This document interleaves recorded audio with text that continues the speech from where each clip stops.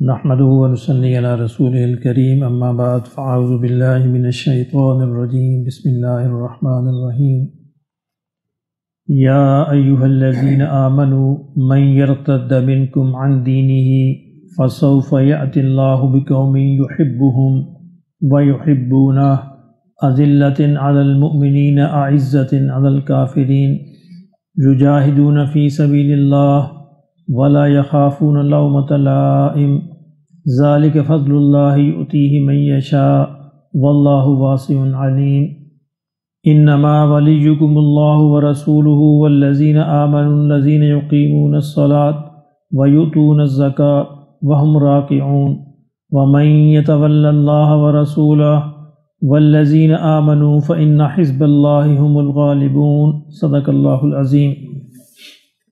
فرمایا کہ یا ایھا الذین آمنوا، اے ایمان والو، من یرتد منکم عن دینہ، تم سے جو کوئی اپنے دین سے پھر جائے گا، یعنی پیچھے ہٹ جائے گا، منافقین کے چکر میں آ جائے گا، کافروں کے چکر میں آ جائے گا اور ان کی بات مان کر اپنے دین سے ادھر ادھر ہو جائے گا، فسوف یأتی اللہ بقوم، تو اللہ ان قریب تمہاری جگہ کسی ایسی قوم کو لے آئیں گے، یحبہم، کہ جن سے اللہ جو ہے محبت کرے گا، جن کو اللہ پسند کرے گا، وَيُحِبُّونَهُ، اور وہ اللہ سے محبت کریں گے، أَذِلَّةٍ عَلَى الْمُؤْمِنِينَ، اور مومنین کے لیے وہ بڑے نرم ہوں گے، أَعِزَّةٍ عَلَى الْكَافِرِينَ، اور کافروں کے لیے بڑے سخت ہوں گے۔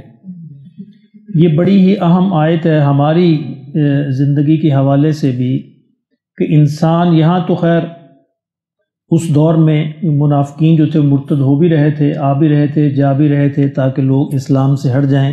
منافقین کا ایک طریقہ یہ بھی تھا کہ جناب صبح کو اسلام قبول کرو، شام کو چھوڑ دو، شام کو قبول کرو، صبح کو چھوڑ دو، تاکہ مسلمان جو ہے اس میں شکوک میں مبتلا ہو جائیں، شک میں مبتلا ہو جائیں۔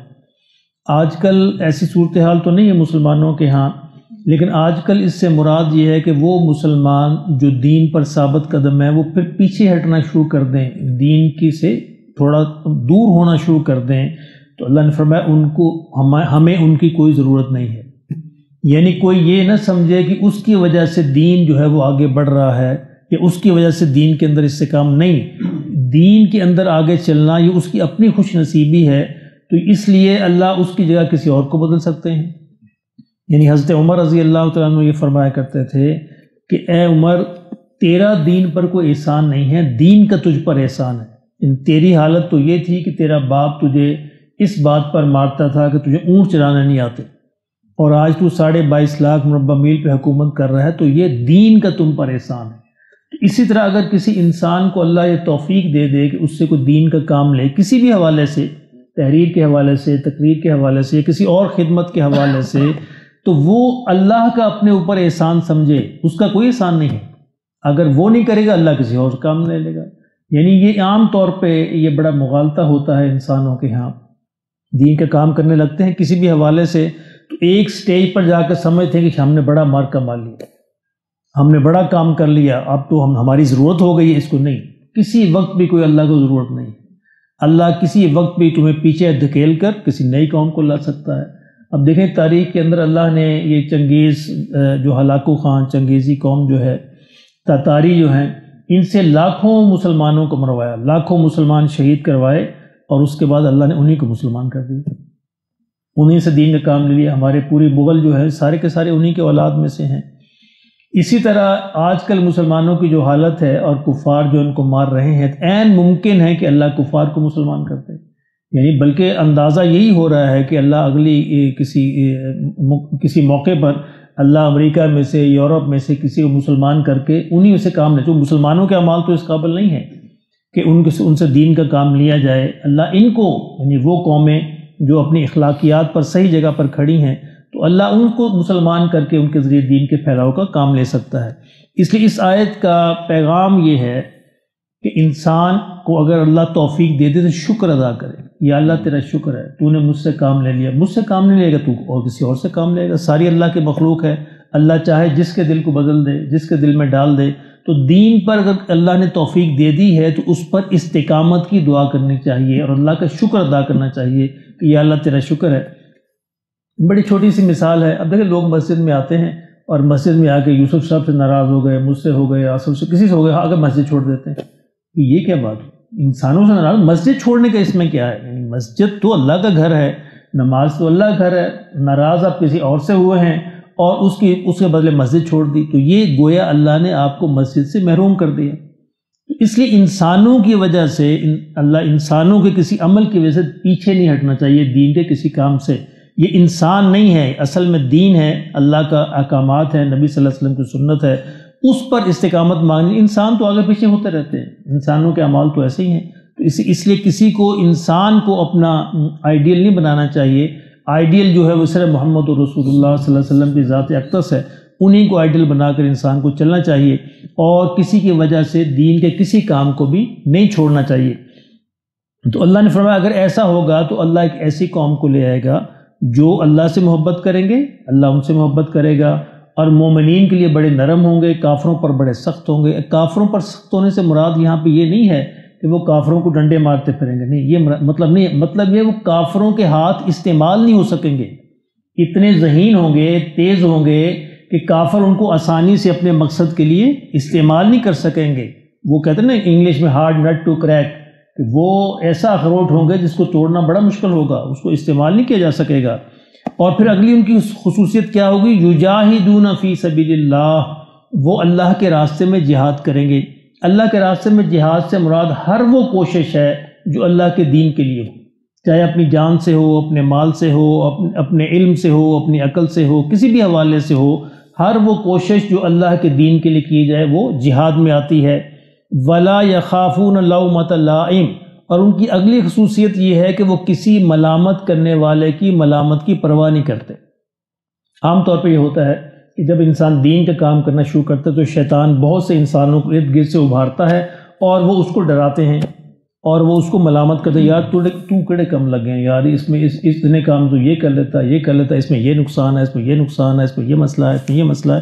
تو یہ وہ ملامت کرنے والوں کی ملامت کی پرواہ نہیں کرتے، تو وہ اپنے کام میں لگے رہتے ہیں، اللہ سے استقامت کی دعا مانگتے ہیں۔ اللہ نے فرمایا کہ ذالک فضل اللہ یؤتیہ من یشاء، یہ اللہ کا فضل ہے کہ اللہ جس کو چاہے عطا کر دے۔ کون سا فضل؟ کہ اللہ اس کو دین میں آگے بڑھنے کی توفیق عطا فرما دے، اور اس کو مجاہدے کی، جہاد کی توفیق عطا فرما دے، اور اس کو ثابت قدم رکھ دے کہ کسی ملامت کرنے والے کی ملامت سے وہ پیچھے نہ ہٹیں، خوف نہ کھائیں، ڈریں نہیں، اور اپنے دینی احکامات کو، دین پر عمل کو چھوڑے نہیں۔ واللہ واسع علیم، فرمایا کہ اللہ بہت ہی بڑا وسعت والا ہے، بہت علم رکھنے والا ہے۔ اگر اللہ سے تعلق رکھو گے تو اللہ اپنی وسعت سے تمہیں بھی نواز دیں گے۔ اللہ آزمائش تو کریں گے، اللہ کا قانون یہ ہے کہ اللہ انسانوں کی آزمائش کرتا ہے، کہ جو بھی یہ دعویٰ کرے کہ میرا اللہ سے تعلق ہے اس کو آزمائش آئے گی۔ یہ انبیاء کی آزمائشیں آتی رہی ہیں، اس آزمائش میں اگر کوئی انسان پورا اتر گیا تو اللہ پھر اس کے لیے ایسے راستے کھولتا ہے جس کا اس سے گمان بھی نہیں ہوتا۔ اللہ پاک ہمیں اس پہ استقامت نصیب فرمائے۔ فرمایا انما ولیکم اللہ ورسولہ، کہ تمہارے دوست تو اللہ اور اس کے رسول ہیں، یعنی جو بھی مومن ہے، جو بھی ایمان والا ہے، اللہ نے فرمایا وہ یہ سمجھے کہ اس کے دوست، اصل دوست کون ہے؟ اللہ اور اس کا رسول۔ ان سے دوستی بناؤ، ان سے تعلق بناؤ۔ والذین آمنوا، اور ایمان والوں سے تعلق بناؤ۔ ایمان والے کون؟ اب آگے ایمان کی وضاحت ہے۔ ایمان والے کون ہیں؟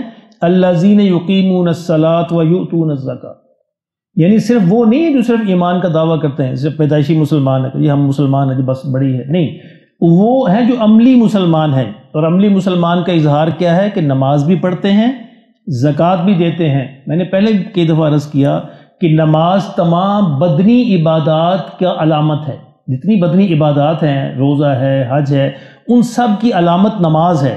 اور جتنی بندوں سے متعلق ہیں، حقوق العباد ہیں، یہ مالی عبادات ہیں، ان کی علامت جو زکوٰۃ ہے۔ اس لیے اللہ ہمیشہ قرآن مجید میں اکثر جگہوں پر ان دونوں کا ذکر کرتے ہیں، دونوں کا ذکر سے باقی ساری چیزیں خود بخود اس سے مراد ہو جاتی ہیں۔ وَهُمْ رَاكِعُونَ، نماز بھی پڑھتے ہیں، زکوٰۃ بھی دیتے ہیں، اور یہ دونوں کام عاجزی سے کرتے ہیں۔ یہاں راکعون سے مراد رکوع نہیں ہے، یہاں راکعون سے مراد یہ ہے کہ جھک کر کرتے ہیں، عاجزی سے کرتے ہیں، نماز بھی پڑھتے ہیں، عاجزی سے پڑھتے ہیں، اللہ کا احسان سمجھتے ہیں اپنے اوپر، اور زکوٰۃ بھی دیتے ہیں تو عاجزی سے دیتے ہیں کہ یا اللہ تیرا شکر ہے تو نے میرے پیسے کو قبول فرمایا۔ یعنی یہ بڑا ہی ہوتا ہے کہ اللہ صدقہ دے، انسان خیرات دے، زکوٰۃ دے، اللہ کا اپنے اوپر احسان سمجھے، یا اللہ شکر ہے تو نے میرے پیسے کو قبول کتنے لوگ ہیں جن کے پیسے کو تو قبول نہیں فرماتا، یا اللہ یہ تیرا احسان ہے، تیرا شکر ہے، فرمائے دونوں چیزیں دیں، نماز پڑھیں تب بھی شکر کریں اور تب بھی عاجزی سے کریں، اور زکوٰۃ دیں تب بھی عاجز ہو کر دیں کہ یا اللہ یہ تیرا احسان ہے۔ وَمَن يَتَوَلَّ اللَّهَ وَرَسُولَهُ، اور فرمایا جو اللہ اور اس کے رسول سے دوستی کرتا ہے، جو اللہ اور اس کے رسول سے دوستی کرتا ہے، والذین آمنوا، اور ایمان والوں سے دوستی کرتا ہے، فإن حزب اللہ، تو یہی اللہ کی جماعت ہے، تو یہ اللہ کی جماعت ہے۔ اللہ کی جماعت کون سی ہے؟ جس کا تعلق اللہ سے ہو اور جس کا تعلق اللہ کے رسول سے ہو۔ یہ تعلق ہونے کی علامت کیا ہے؟ تعلق ہونے کی علامت یہ ہے کہ انسان کی ترجیحات وہ ہو، اللہ کے احکامات انسان کی ترجیح ہو، اور اللہ کے رسول کے احکامات انسان کی ترجیح ہو، اس کو قربان نہ کرے، باقی چیزوں کو قربان کرے، یعنی اللہ کے رسول کے حکم کو قربان نہ کرے، اس پر باقی چیزوں کو قربان کرے، تو یہ اس کی ترجیح بنے گی، وہ پھر اللہ کے رسول کی دوستی ہوگی۔ فرمایا جو اللہ مومن ہے، اصل مومن وہ کیا ہیں؟ وہ اللہ اور اس کے رسول سے دوستی رکھتے ہیں، والذین آمنوا، اور ایمان والوں سے دوستی رکھتے ہیں، فإن حزب اللہ، فرمایا یہی ہے اللہ کی جماعت، اللہ کی جماعت، اور کیا ہے؟ ہم الغالبون، اور یہی جماعت اصل میں غلبہ پانے والی ہے، انہی کو اللہ غلبہ نصیب فرمائیں گے۔